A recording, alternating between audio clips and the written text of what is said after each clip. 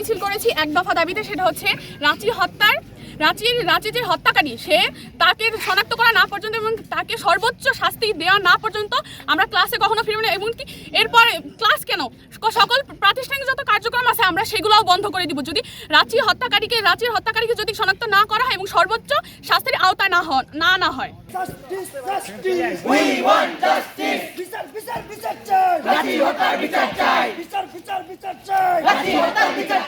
আমরা 1 মাস হয়নি ক্যাম্পাসে এসেছি।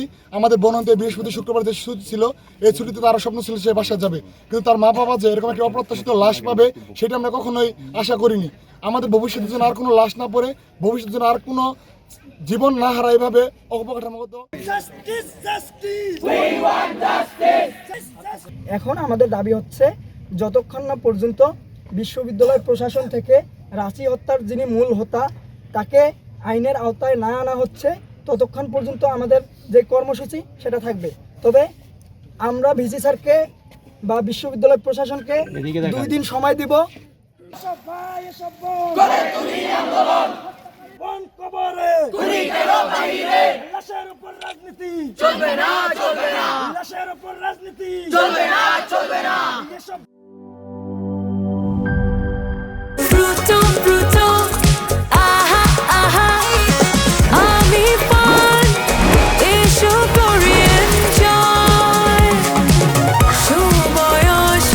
প্রাণ ফ্রুটো, সময় অসময় ফ্রুটোময়।